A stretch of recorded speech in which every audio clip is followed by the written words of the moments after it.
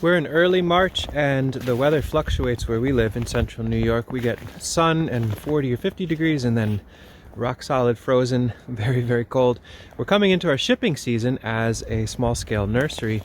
And so regardless of what the weather is, I need to be outside working, quite often working with ice and snow, handling a huge amount of stuff. Having gloves that actually work for an agricultural laborer is pretty critical. And I think I've finally found a pair or type of glove that I really love and I really stand by.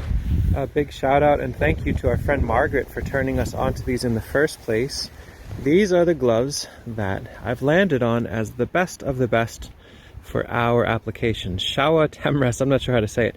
You got the notes here. I'll write it in the description. I want to be really clear. These we're not sponsored by these people by any stretch. All the pairs of gloves that you see in this video are ones we bought. I will say if Showa wants to send us more, we'll wear them and use them, that's for sure. But so these are working gloves. I believe they're out of Japan. I believe they're in the fishing industry is what they're meant for originally, but other applications. The reason I love these is a bunch of things at once. Down to around 10 degrees Fahrenheit, I can work all day handling whatever. I mean, my hands can be deeply in water. They can be handling snow, ice.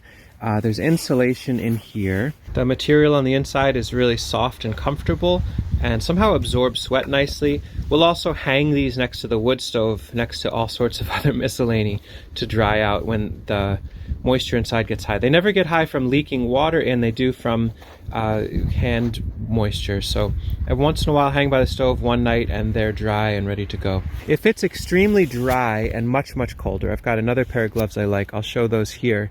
But by and large, we're interacting with the landscape immensely, and these gloves have pretty much universally worked for just about everything. I handle an intense amount of spiky and sharp things within my work. I don't understand how these work, that they're not exactly puncture resistant. I mean, if you grab a black locust, here's an autumn olive with some thorns on it, I can feel the thorn go through, but it's like the thing self-heals. And we've had gloves, I think the oldest pair I have are going on 3.5 or 4 years. They finally split. I think this is the first pair I got a bunch of years ago. And yeah, there you go. You can see where it finally gave out. But that was after, I believe, either 3 or 4 years of absolute intensive agricultural use for 8 months, 10 months out of the year. These are my default gloves for 10 to 12 hour work days. And it took them 3 years to finally crack. I can still use these for things that are dry, but I wouldn't use these for underwater applications anymore. I have pretty chonky hands. You might have seen them in a bunch of the videos. I'm 6 foot tall, and for me, the extra large works just right. For Juan, extra large is what he uses too. Sasha tends to use the mediums, and so do other folks that come and work with us and volunteer that have slightly smaller hands.